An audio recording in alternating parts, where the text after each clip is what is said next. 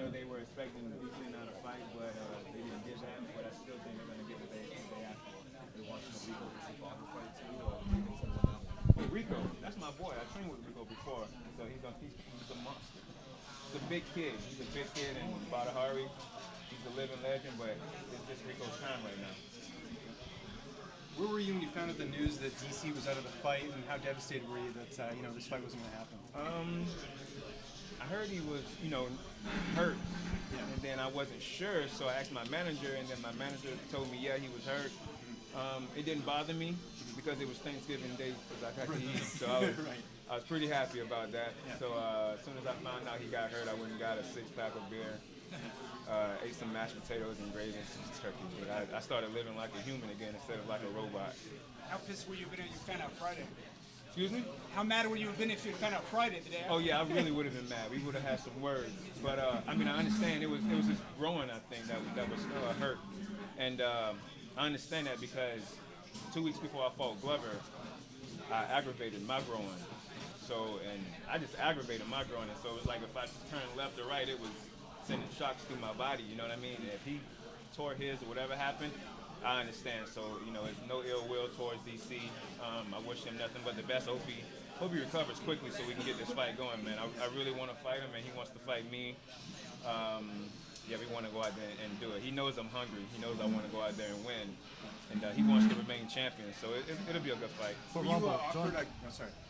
Well, Rumble, John Jones is kind of hanging over the entire division. No, he's not. How are you thinking? Like, He's not hanging over the division. He's not hanging over the division. He's not in the picture right now. He's never been defeated. He's never been defeated, but he's not in the picture right now. John is still pound for pound the best fighter ever at 205. Still, in my opinion, besides Demetrius Johnson, be the pound for pound greatest fighter ever to get inside the octagon. I have nothing but respect for him, but he's just not in the picture right now. You know what I mean? Whenever his time comes, he'll be back in the picture. He'll be a subject then. He'll be a topic. He'll be an issue then we have to deal with. But right now, it's just DC and myself that everybody needs to worry about. We don't need to worry about the rest of the division because I don't think DC wants to fight anybody else because I've already cleaned out, the top 5 in the division. So DC really isn't interested in anybody else unless he wants no offense to Vader, but if he wants Vader, you know what I'm saying? So and that's I beat Vader. I crushed him. You know what I mean? And I don't think nothing. That's not a question. You know what I mean? I think he's just DC and that man. That's it. Were you ever offered Gegard Musashi? There was talks about him potentially fighting. I was offered him, but it was pointless. As much as I don't like the interim title, like I told my man Ariel, it's pointless. I've talked trash about the interim title. DC has talked about the interim title. It's pointless. What are they around for unless the guy's been out for over a year and he's seriously injured. He's gonna Dominic Cruz when he was injured. They needed a champion, so they put the interim title up. Was it the interim title or was it the title? It was the interim, and then it became the title. Okay. If I would have beat Gegard, it wouldn't have meant anything. Everybody would have came up with an excuse saying, "Oh, he's smaller, you're bigger, you're supposed to win. You're a top 5 fighter. He's whatever he is in middleweight." It wouldn't have been anything. And then if I would have lost to him, I would have lost everything. Everybody would have said, "You suck. You fighting against DC was a fluke. You don't belong in the top 5 in light heavyweight." So it would have been excuses left and right if I would have won or if I would have lost. Yesterday you mentioned Gegard's not even in the picture. He's not relevant. He's relevant. Right, but in the light heavyweight division. Yeah.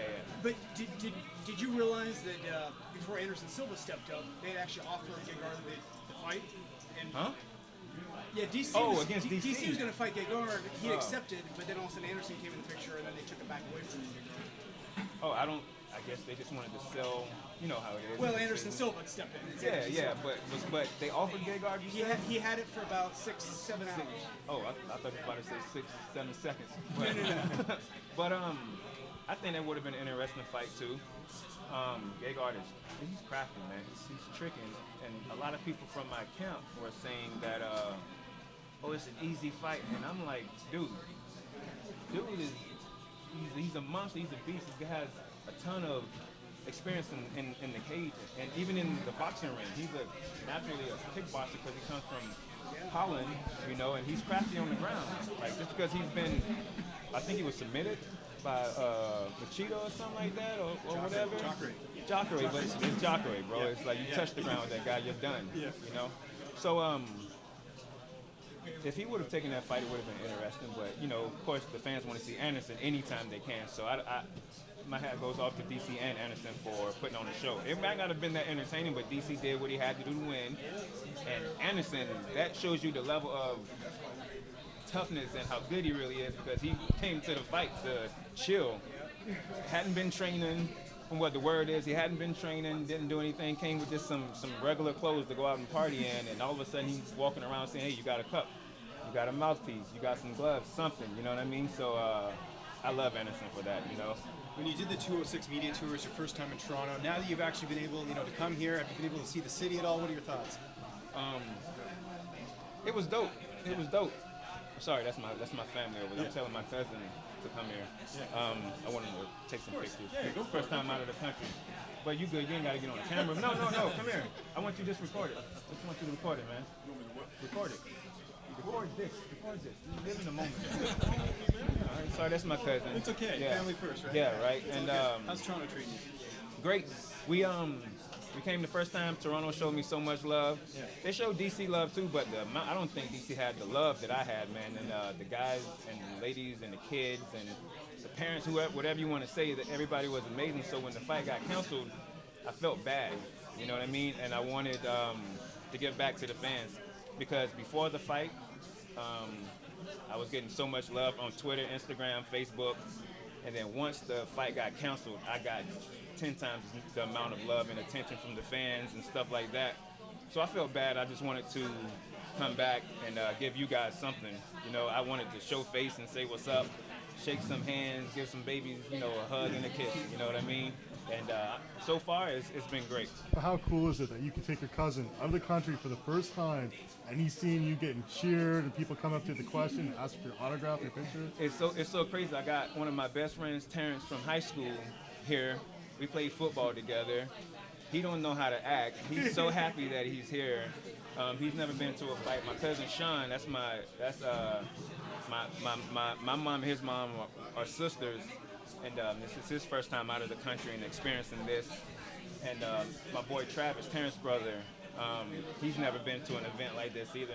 They've never seen me like this, you know what I mean? All of us are country boys from the backwoods, you know what I mean? We're just country guys that are just living in the moment right now. And I didn't even know they were coming. And they showed up, what they told me like 2 days before, and then they showed up. I didn't think they were going to show up, but they did. And I'm glad they showed up. So far, we all have been laughing and having fun, man. This whole experience right now, I'm a fan right now. I'm not even a fighter. I'm a fan. I'm enjoying this with my boys. I'm enjoying this moment with you guys, and I'm just cherishing the moment. Now, I know you used to be a big WWE fan. I did. How many suplexes have Terrence taken for you? None. Back growing Man, up in the day. He don't want it. He don't want it. He don't want it. See, you about to get him talking. Let's not do that. But no, Terrence was a basketball player. Honestly, he was a phenomenal football player. He might have been small, but he was like Darren Sproles. You know how fast and athletic Darren Sproles is? He's like that. And he was a phenomenal basketball and football player. He was to the point where whenever we played football, everybody that was like supposed to be like the top dog on the team was injured. I think we were sophomores, freshmen or sophomores. He was see how you see him talking there? And he was running back kickoff returns like it was nothing. You know what I mean? I thought I was good, but this guy was like killing the competition as a freshman.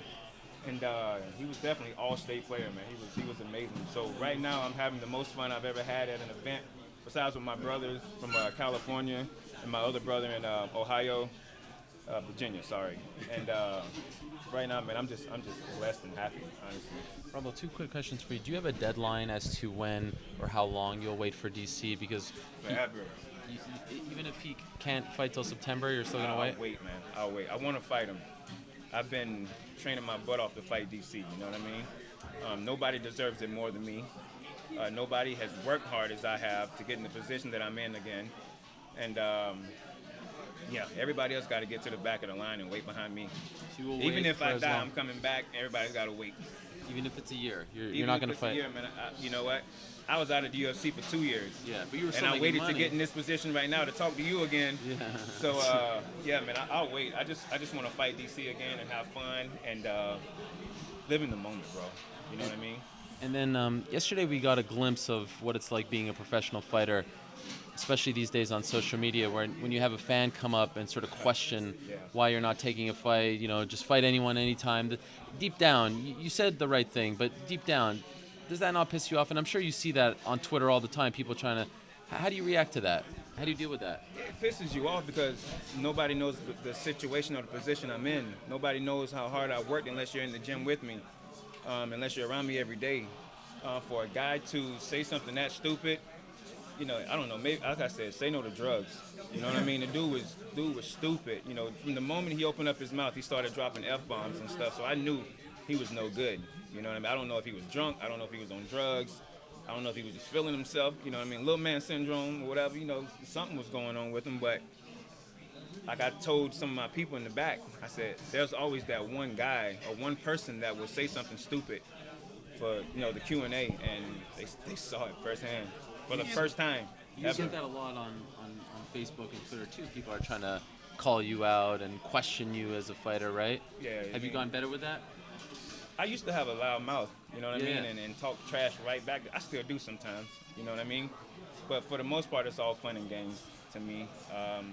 People are gonna talk no matter what. Same thing regarding like the Mousasi fight. This guy was talking about that, and he started bringing up Conor McGregor and that's Conor's Conor. I'm not making $13 million a fight. You know what I mean? I'm not saying I'm breaking up pennies or anything like that, but this is my body. This is my career. I will always do what's best for me. Take it or leave it, love it or hate it. This is just what you're gonna get. Have you ever had a situation like that happen in the gym where you get those guys that they've got the ego and they want to try to go with a pro and say, hey, I went with Rumble, I hit him hard? No. I train with some pretty legit professionals, and even if they aren't professionals, they've been in the game long enough that they know not to do anything stupid. I think the hardest I've ever been hit in the gym was by what's that beast name from France that just Al-Shulverim? no, he ain't from France. He's from exactly. I want to say Francis or something like that. The dude that just did the Kimura. The Kimura. Yeah, He came and trained with us, and the first day we trained together when I came in the gym. I think I was getting ready for DC. I think it was sparring day. Boy, we started oh shit. Sorry. We were sparring and Buddy I hit him one time and I thought I was out of the way. Hey, that Buddy can hit. He can hit. So what's that moment like? Is that some game respect game moment? Because most people hell look yeah. at you as the biggest hitter in him MMA. before. I respected him more after the hit. He hit me, and he hit me square in my nose.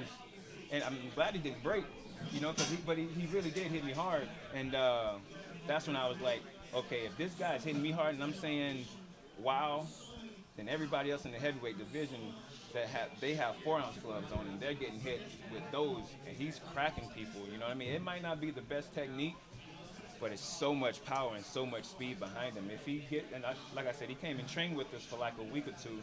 So to me, I consider him a teammate already. You know what I mean? Because he was so respectful and he trained hard. He didn't say anything. He just trained.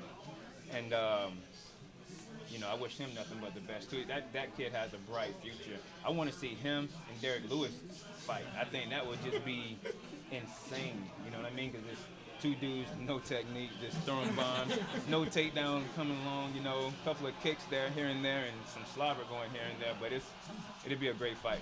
I'm playing matchmaker right now, so if Joe Silva, Mick want to hire me, I'm available. You've been talking about the team and stuff. Can you talk about Black House? Black House, the gym. How's the gym doing? I don't know. you talk I'm with about Black it? Zillions. I'm sorry, what am I saying? Black Zillions. Yeah. How's it? Black House is a good gym, though. It's a good team. Yeah. No, Black Zillions. Black Zillions.